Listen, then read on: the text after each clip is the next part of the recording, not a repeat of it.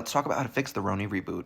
I don't really have a take on the reunion as of yet, as multiple people have said it is better than the season by far. Of course, Bryn continues to refuse to take accountability. We're seeing the same thing that happened last reunion, where a lot of them sort of took stock of their like public persona and what they did on the show and are like recalibrating. Unpopular opinion, but I like when Sai is clocked in. Like, does she need to yell at everyone all of the time to like get her point across? Of course not. But the show is so much better when people are actually engaging in the conflicts and conversations presented to them instead of like aloofly pretending that they don't know anything and don't know what anything is happening. The other interesting thing that I saw was that Uba is apparently living in Connecticut now, and I'm sort of wondering where the show goes. If Uba and Bryn are both gone, and I'm just assuming that they're both going to be gone, who can we cast to fill the void?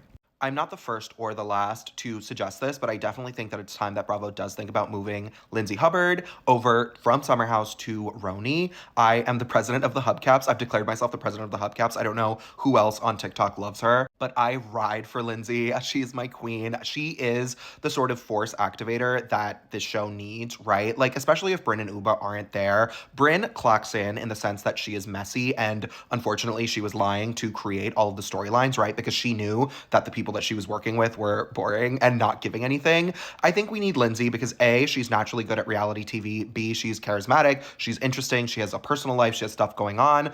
The only issue is that if we say fire Jenna because Jenna doesn't show her personal life, then unfortunately Lindsay's man is going to have to come out of hiding. But I feel like she has enough pull in that relationship to like make it work. There needs to be a perfect calibration of chaos, right? If you're always flying off the handle and always screaming, then it's hard to like reason with you and like actually make a productive show because people can't like resolve the conflict that has begun. And I think Lindsay has an interesting way of doing this where she is extremely unreasonable in the sense that she gets mad about a lot of things, but she moves on fairly quickly, right? Like if you watch Summer House, you know that she will sort of say, okay, and Julia Fox already said that she wants to do it. Just bring her on. People said this. People have been saying this for the last 3 years.